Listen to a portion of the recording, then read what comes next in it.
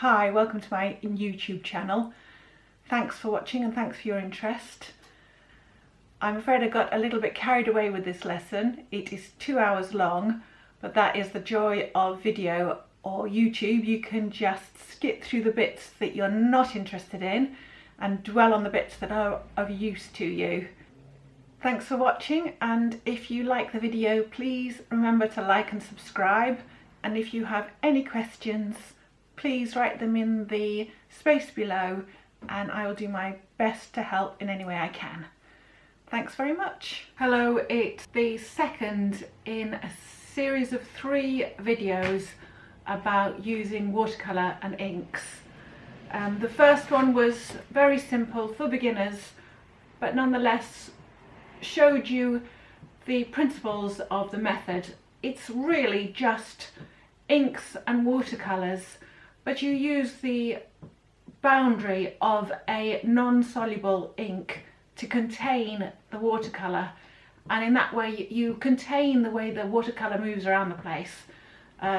You'll need stretched watercolour paper, and there's a link in the tutorial to show you how to stretch watercolour paper. You'll need this image because that's the one we're going to use for this session, and again there's a link in the description so that you can download this image. You'll need your acrylic inks, some small containers in which to mix the acrylic inks and to dip your pen and ink, a selection of paintbrushes and the pens for the pen and ink, a palette and the watercolour colours that you're going to use, and some water. It is pretty minimal, really. The image we're using, a lot less complex than it first appears. What you can see is that I have done a very detailed drawing underneath the watercolours, and it's using the watercolour type attributes of the acrylic inks to mix into each other and blend simply by the colours seeping through the water in which they're suspended. I use the containment of the boundaries to let the watercolour do its thing. The trunks of the trees are done in one bit, and you sort of let the water of the watercolour flow through the shape of the tree and then drop in pigment, so you get this beautiful blending and this lovely way that the watercolour makes shapes and lovely naturalistic gestures of its own accord. The other thing is that you draw in this complexity of leaves, which is really very, very quick. It's small little gestures, and it gives this lovely effect of leaves on the floor and their lovely mayhem. You fade this off to less defined gestures as you go into the background, which causes a perspective because things become less focused. And you also use tonality to create depth and distance in the whole thing. You use the white of the paper to let the light come through, so there's a beautiful hazy light coming through, very autumnal. So taking the image as your reference, you're just going to very lightly with pencil bung in the composition a bit. It's quite important to make sure that when you're doing this you're not too worried about it, that this is a learning process and this piece isn't necessarily going to be gorgeous and amazing. It's more a question of getting to grips with the process and the technique. So you would think about your composition a little bit, but not overly much. So I'm going to just lightly bung in a few trees, trying to keep them as naturalistic as possible and thinking about the negative shapes as much as the positives, because that creates the compositions. So just lightly draw in some trees. These lines we're going to go over with ink. So I've started a reasonable distance from the bottom. I always cramp everything a bit too much, I do, to the very edges of the paper. Try not to do that too much. You're also thinking there's going to be a foreground and a background, so don't crowd your foreground too much because you want to put others in the distance. Bung a few that start further back, again still thinking about the negatives, because it is very nice when there's more movement in it. You don't have to complete every branch at this stage. These shapes are going to be the pools in which you drop your pools of watercolour that will contain and control the movement, the flow of the watercolour. Balance it all. I'll bung another one in there. Right, you've bunged in the trees. Now we're going to put in some of the leaf shapes. You prepare your acrylic inks. Right, you just want a couple of small pots. I've got little jam jars and I've got shot glasses. I've got a number of different coloured inks, so I've got some choice, but mainly oranges and yellows and that sort of thing. You put in enough in these little pots so that you've got a pool to dip your pen and ink pen. Right, let's get back onto the actual thing. Right, and now I'm going to show you how to draw the little leaves. So you can use this for a reference that you've downloaded. You just fill your ink pen and you start drawing in between the leaves. Right, this ink pen isn't filling. Do you know what I mean? It's not pooling, it's because it's new and it's a bit dry. Right, there you go. Right, and I'm going to bung in nice shapes of twigs that have fallen and little plants that are growing. I'm going to vary the tones and the colours a lot, but you'll see it very quickly and easily starts to look like little leaves. You also think quite a lot that they're lying flat on the floors, so keep the sort of perspective of everything looking nice as well if you can. So the leaves would lie flat, wouldn't they?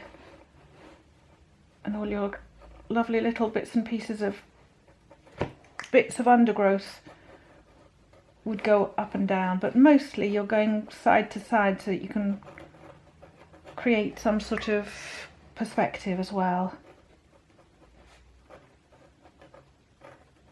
I put some details in the leaves just because it adds to the texture of the whole thing. So you do it round the edges of your marks that you made with your pencil. There's a funny tendency where you space them evenly. Try not to space them evenly. Try and be quite erratic. And the fact that your ink pen blobs a bit, it just adds to it. It doesn't even have to be particularly consistent what you're adding, what you're drawing in. All the gaps and things don't need to be filled, because you will see that you can drop in darks and colours afterwards to fill the gaps, so it very quickly gets hidden. And as you go into the background, they become smaller and also lighter and more insubstantial, because you're creating a depth that way.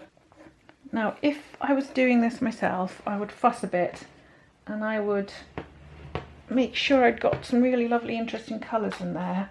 Now I'm just adding a little bit of red to a yellow wash, so you've got a sort of rusty yellow, because that's nice. And can you see that I'm blotting them as well?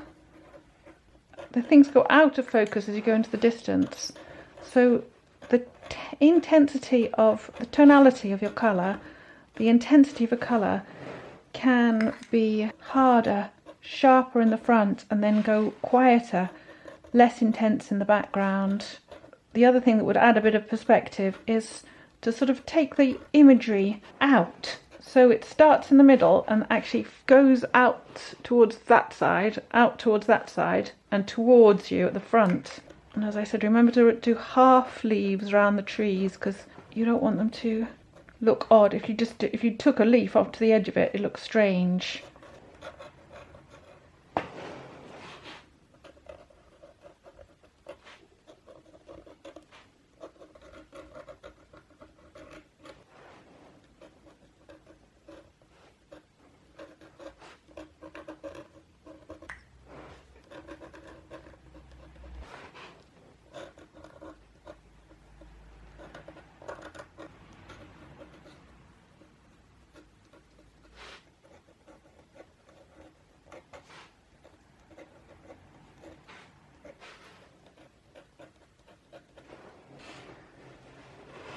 I just want a more insipid, less tonally strong orange. So I'm going to replace this orange into its container, which is quite strong orange.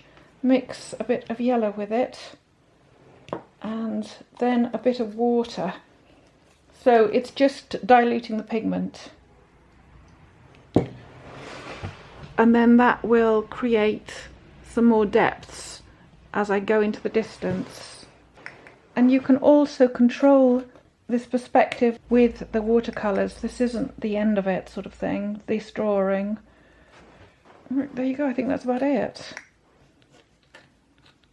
Once you've got all the leaves in the bottom, get a rubber and just lightly take out some of the pencil mark, because we're going to put some leaves just oozing over the top of it, again to give it some foreground and background. Just draw in a few leaves that might have grown over the trees, but it doesn't have to be too defined, because we're going to use the watercolour paints as well to create the interest in this picture.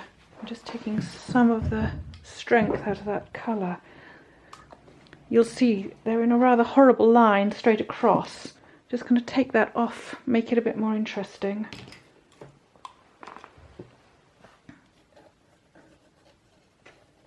They look pretty random at the moment, but they won't do when it's finished. I know sort of more solid ones can come up from the base of the trees as well, just to bring the bottom of the picture up to the top of it a bit more. But we'll do that with the paints as well. And I've drawn the trees in pretty heavily. If you can be lighter, that would be better. I am very heavy-handed with it.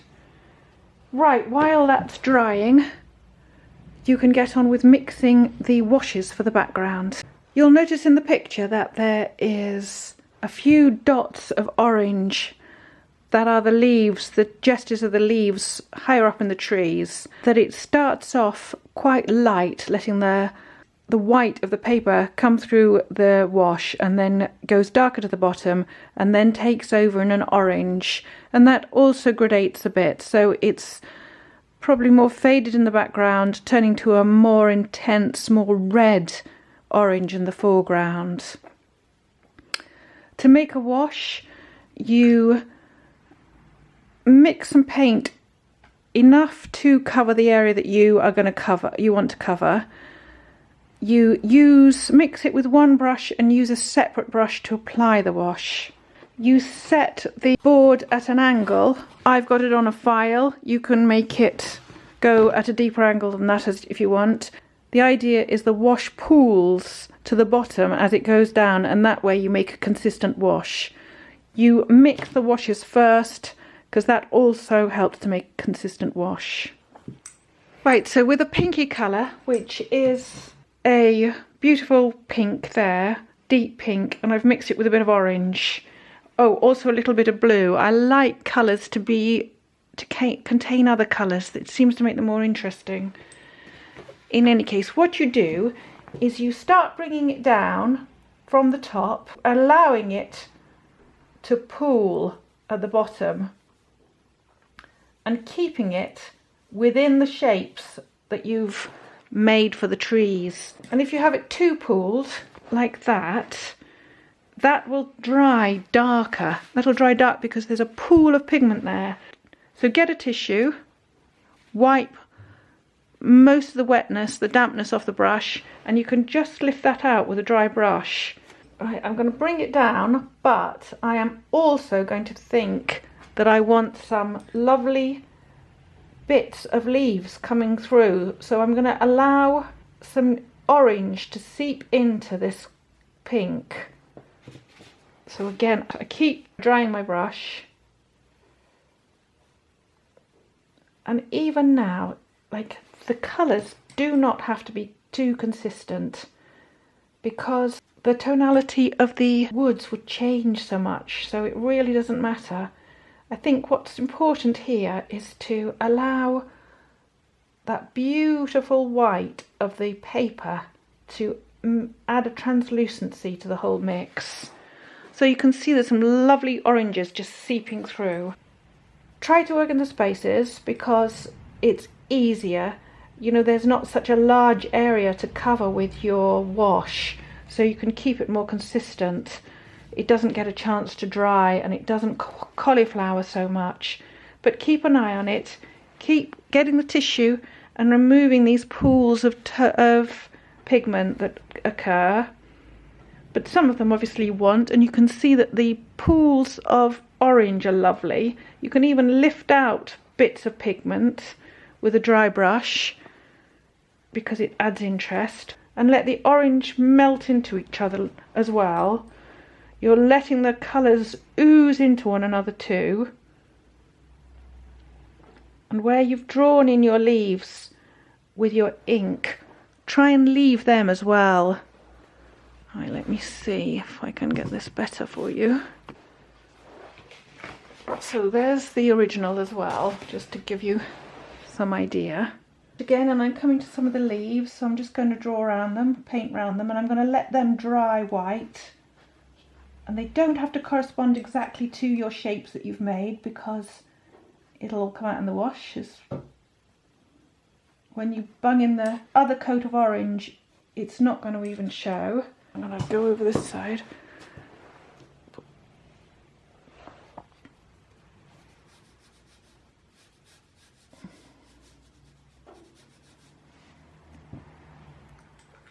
I'm letting the pigment be a little bit even less intense in the middle, and probably just a bit of orange, because it'll make it look like it's lighter in the centre of the picture. And honestly, there's hardly any pigment in them. There's some nice orange just for some leaves. Oh, and bring some orange in front of your trees as well, because again it makes it look like there's leaves.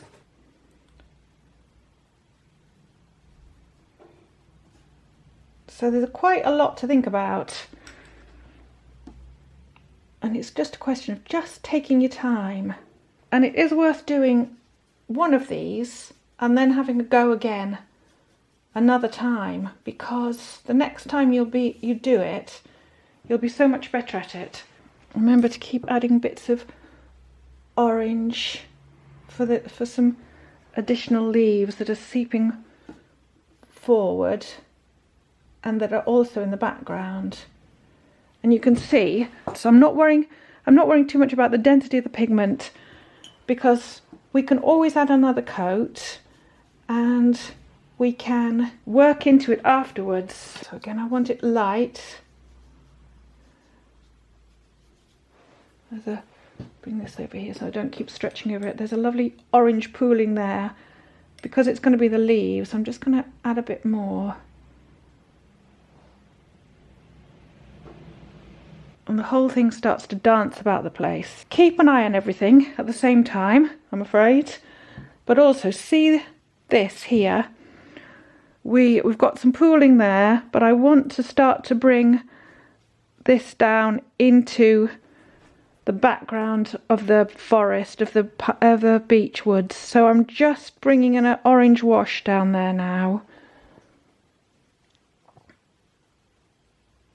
And again, keeping it light to the background, and it'll get more red as we go forwards.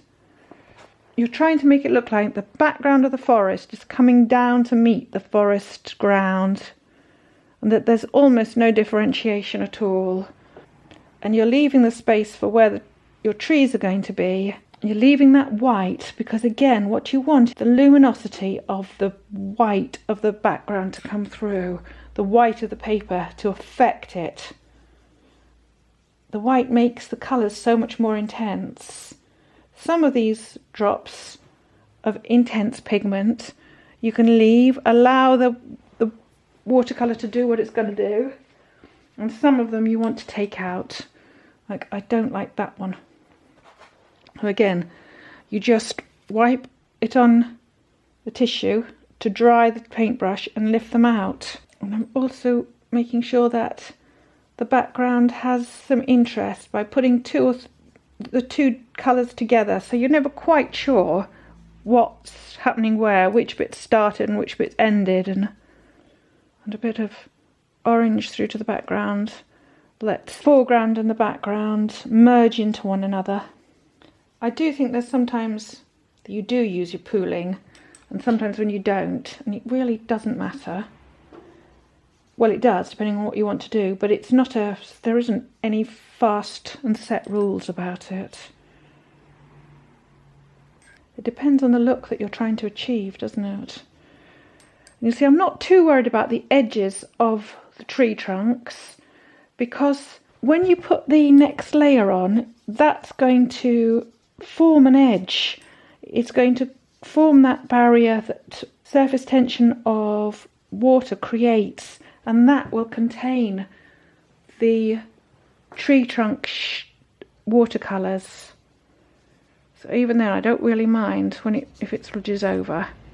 But that's mainly why you do the background first, because your next bit is going to be much more on top of it, and your eyes can see it. You can see that there's a layer. I think the foreground layers are on top of the background layers. Right, so there we go. I've got a bit of pink coming in there. Oh, and I want a bit more orange actually coming over the tree trunks, you know, like so. And you begin bunging in some of the leaves, keeping them soft, keep it undefined. You've got the two types of mark making, that of the actual line drawing, and then you've got the wash on top of it. Okay, there you go. And I've added a bit more red in the front because red does actually come to the foreground, even though we've got red in the background here. Right, now that needs to be left to dry. Just see if there's anything else you might like to bung in. I think I'll put a bit more in there and bring this so it's not all up here on this line. And just a few more bits like so. And break this up a bit, I think. Right, there you go. Let that dry for a bit. Oh, my hands are freezing. Just so that you can see the effect close up, if it's helpful. I forgot to say, what I should have done, that when you start working on the trees, you finish the first glaze, which runs down, and when the actual board is placed at a slight angle so that it pulls to the bottom. Once you finish that and you start working on the trees, I like to work on it flat. Because if you have it tipping up as you would have done with the glaze, all the pigment tends to fall to the bottom, whereas when it's flat it can travel laterally and has more sort of directional flow. So having got the background in, we're then going to think about filling in these tree trunks, and if you look, they are very pink and they fade to the distance, so I can paint on top of the glaze that's there and then leave these tree trunks white so they have the luminosity of the white background coming through the paint, and they'll appear much, much brighter. I'm going to put in some nice tree trunk elements in the background, just suggesting them, and of course they don't need to be completely described either. Some of them can be well in the background, and they don't run from top to bottom because you wouldn't see it necessarily. It would fade into the distance quite a lot. So you can use this very faded with very diluted pigment. And again, what you're thinking about is some nice compositional qualities.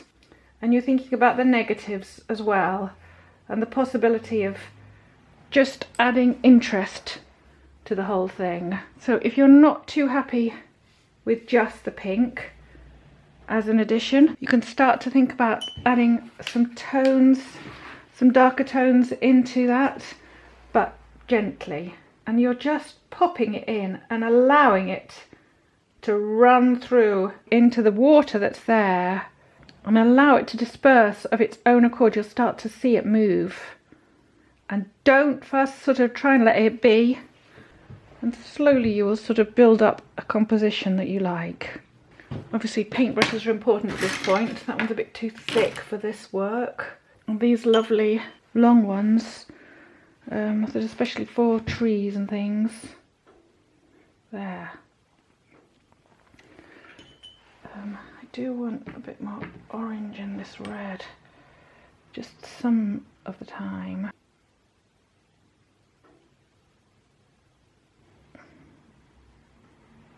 So I've got an orange, the pink and grey and a bit of blue in here to make a sort of purple grey. I'm just going to add a few more trees in. So the next layer coming forward from this one. Bring that one down a bit further. And gradually you start to bring in interest. There's a nice one that's already there, but I'm enhancing it a bit.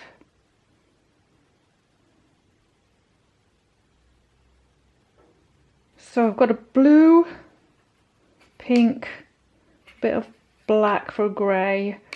Whoops, that's far too harsh. Just start again. Pink, a bit of blue, and a bit of black. Right, try again. Try another one. I think I'll bring one through here. I shall make this one come out a bit more.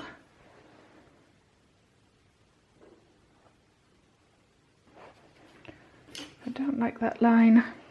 We can take it out. Okay, let's see what happens. A bit more coming through here. And then if I feel like it needs more, you can get a darker brown and just touch it in and then see what happens when it dries. Then you can take it out if you don't like it. So that was a bit of orange I've popped in there. Once that's dry, those will really fade back to the distance. I must admit, I do like that orange in there.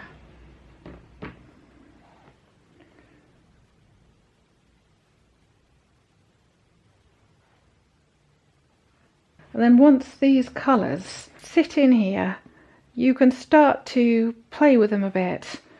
So you can start to bring that sort of colour into the foreground and into the sort of leaf textures that are going to happen on the floor as well.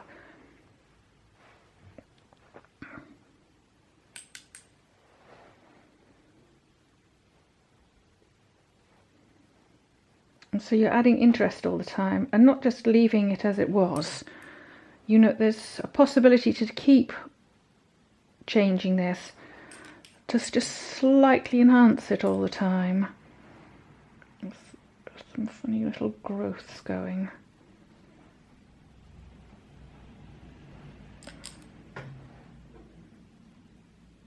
And again, maybe some leaves just to take those so that they're not too solid, so they don't sit as if there's nothing between us and them. Because there's a forest and some tree and some leaves, and it'll all be mayhem, won't it? And some of these leaves you can fill in so they're solid shapes. And again, you're just starting to add interest. Let's have some of these a bit more intense. I did have some yellow in there, which I liked.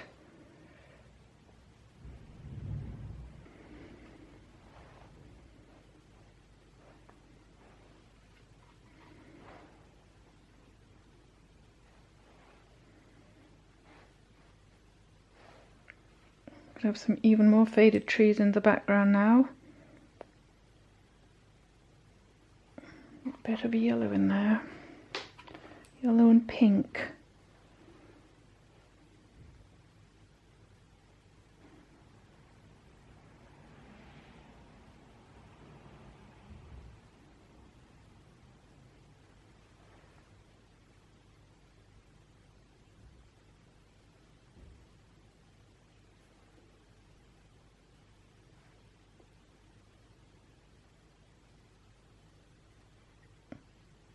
Right, again, mess about with it a bit until you start to see something that you feel is starting to describe the situation, but without being too explicit,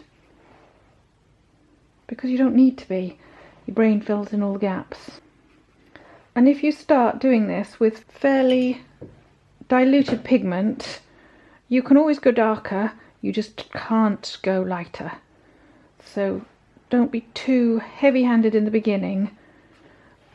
I've got quite a lot of yellow in there. And let it start to create some texture.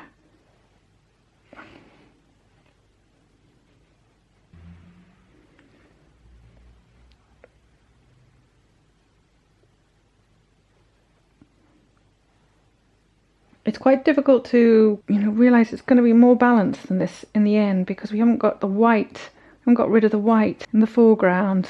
But be patient. I'm not patient. I want it all done straight away. While these are still damp as well, I'm just going to put in a little bit more interest. I want it more green. And again, just drop the colour in and let it move of its own accord. That's too dry to drop in. At this stage, there's a number of things you can do. You can use the water tension of the watercolour applied to contain the colour, and I will show you how to do that.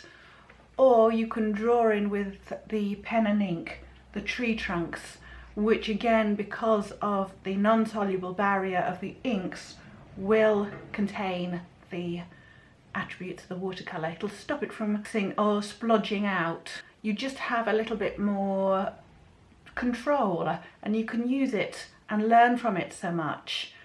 And because you're using coloured inks and not pencil, the lines aren't so obvious and become much more part of the picture.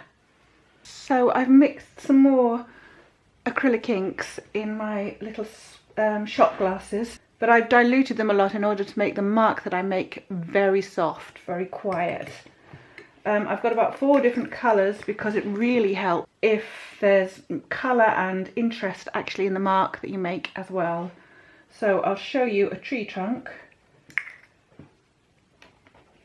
and it doesn't matter if it splodges,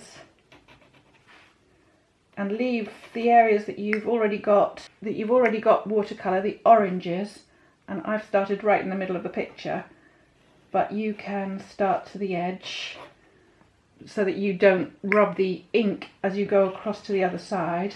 You can let it pool, you can get a paintbrush and just lift that about the place, because it can become part of the actual tree in the end.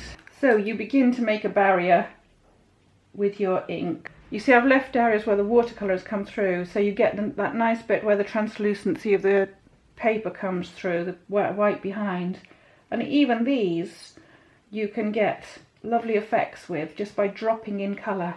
And you can see I'm varying the colour on the tree at this point just because it'll add interest in the future.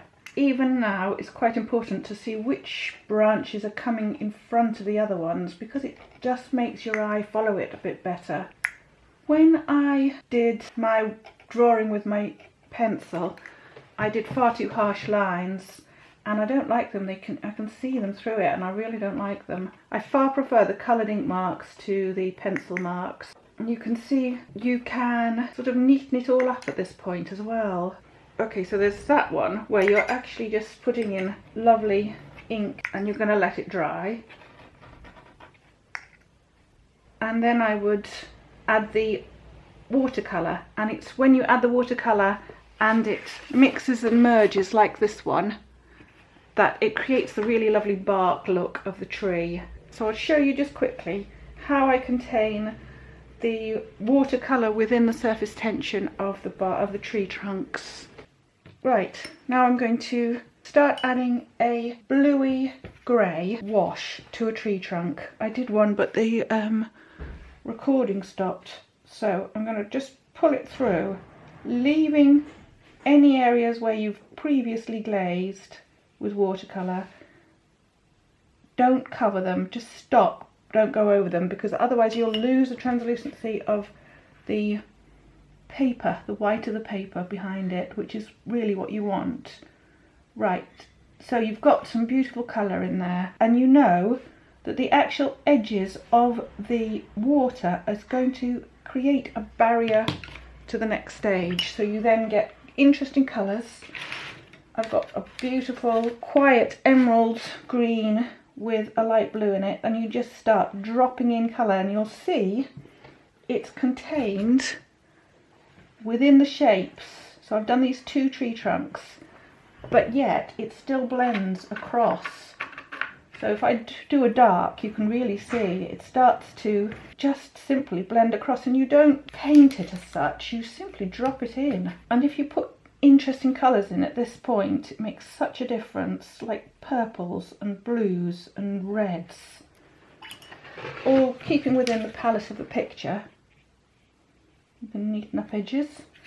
And this is also where your pencil line starts to disappear, because you can add darks into it. Even that orange is beautiful, so you can put orange. So I've used a direct orange, but also a very orangey brown. And look, there we go. And you start to get the depths of the picture coming through too. And this is so evidently in front of the other ones. So I've done these two trees, and I'm just going to quickly, because this one's drying, bung some colour in it. And that's about it really. I mean, it really is. You're just touching it with colour and letting the watercolour do the work. And any gaps and things that you've left, you can fill in as you keep going. It's not. The idea is to contain these marks within the water tension of the shape that you've applied. And it's so easy to overdo it, like that's too dark. If it gets dark, just ease it out. And some of the marks are just lovely, where it moves across. Let's see if you can see it here. And starts to do its lovely thing. And some of the pigments behave better than others, you know, more interestingly than others. They don't quite sort of disperse properly, so they make those lovely marks. It does in fact go off up here, so I'm just going to put a bit of blue in there. And if you feel that something is too dark, you get your tissue and you start taking it out if you want to. But you also remember that it dries so much lighter. You know, it looks a bit too vivid at the moment, but it will dry so much lighter. So there's the two ways of doing it. You can draw it in with your pen and ink and create a barrier, which creates a sort of easier, neater way of doing it. Or you can do it the more traditional way, where you drop the watercolour in.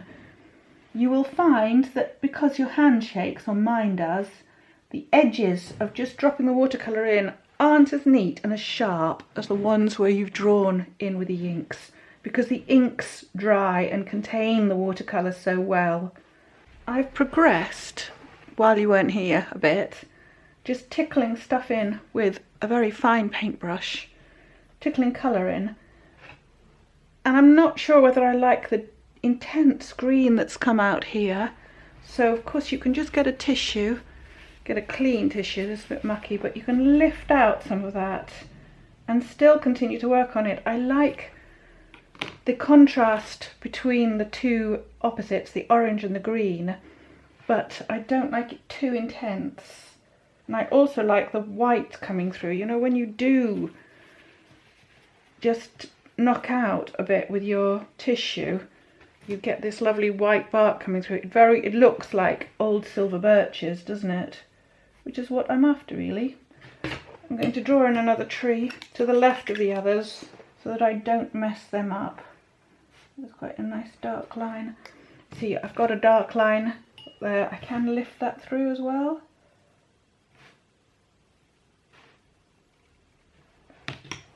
The pigment was too intense, but it's up to you.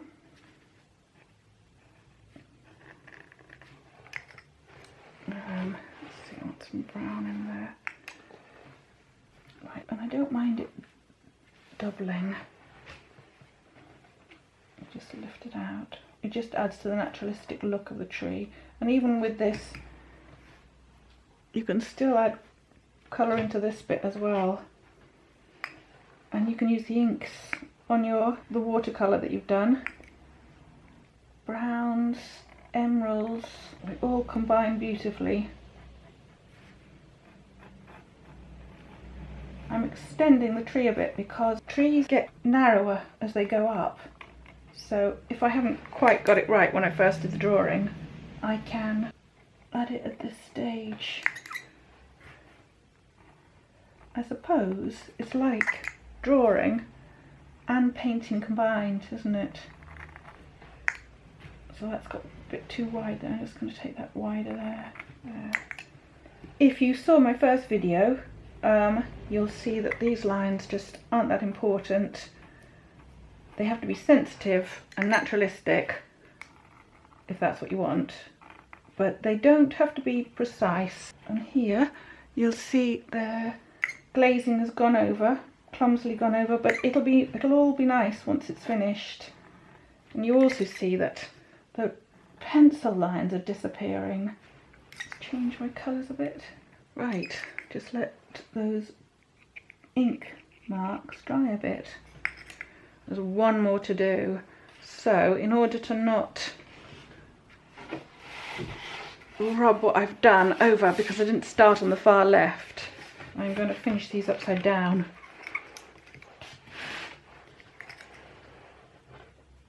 Again, remembering to leave areas of white and areas where the glazes have gone over the trunks, just because it plays with the foreground and the background and removes the regimentation of it. If you've got all the trees going in front of all the leaves, it looks a bit silly. It's dry now, and I'm just going to blend in some of this background because I don't like the difference between the pink and the orange so much. So I've mixed an orange type glaze to go in the background, so I can just wash it over the background now. It's got the pink and the orange mixed together, and I want to just take some of the brightness out of the back. So you want a really thin glaze in it, a really light touch. I want the light to look like it's coming from the top, not from the back. Just bring it through so that it looks like the light is coming. That's too heavy-handed, but that's fine. Just take it off a bit, and it doesn't matter if some of it comes through. And you'll be surprised how much it just amalgamates and your eye just sees it. Because of course it's woodland and there's leaves and twigs and all sorts of things breaking up the light that's coming through.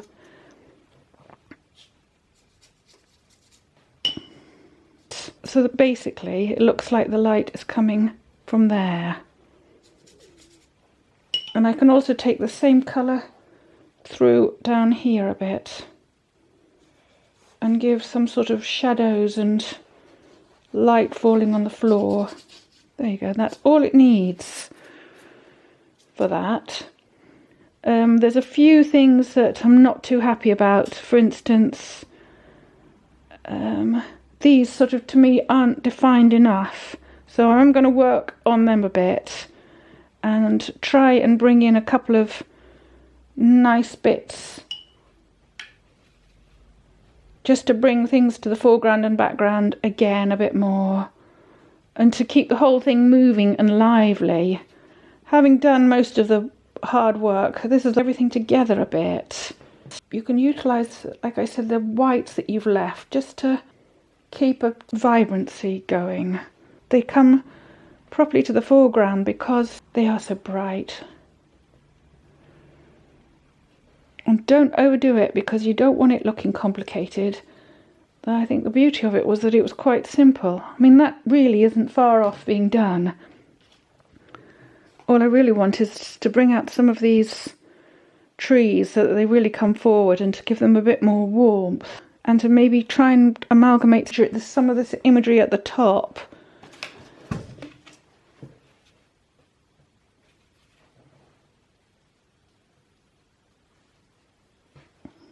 Right, I'm going to work on these trees a bit, just to bring them out. That's obviously splodged somewhere. If it was really good quality paper, you can really take that out. You see? There you go. It's just with a wet brush and a tissue. I quite like that browniness on it, so I'm just going to bung a bit in there.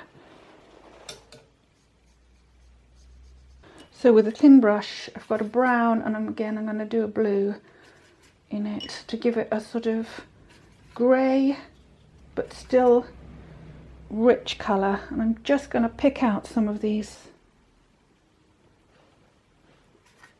And of course when it first goes on, it looks awful because it's so intense, because it's wet, and it looks so much, the colour looks so much deeper than the rest. But of course when it's dry, it'll just settle back into it, and it'll be simply another glaze. I'm just going to use it just to pick out some shapes. And it's not unlike drawing, but with paint. You're just edging things.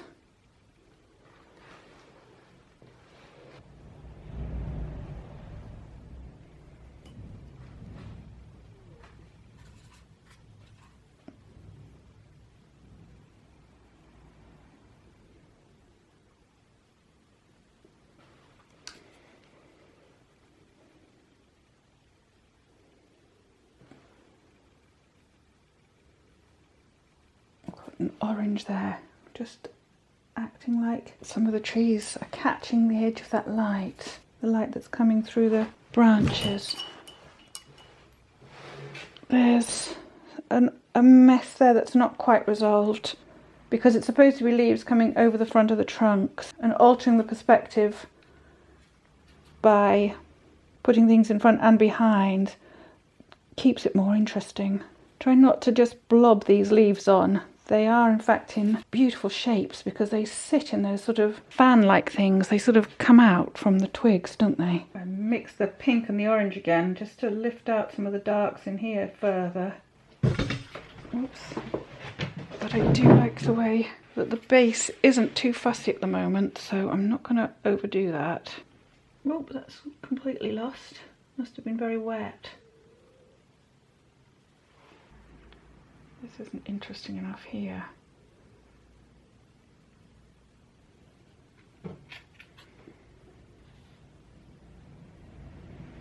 A bit more definition on the bottom of these trunks just to make them stand out. That's actually a emerald green now.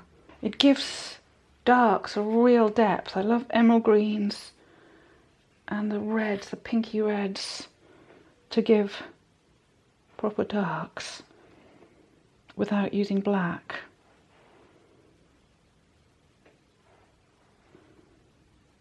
There, right, I'm going to leave it now.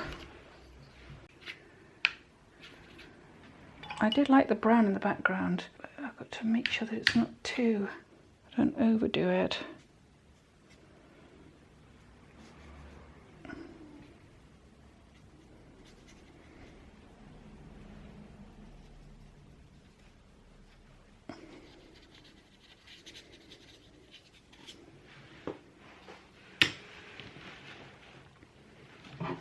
Right, that's it.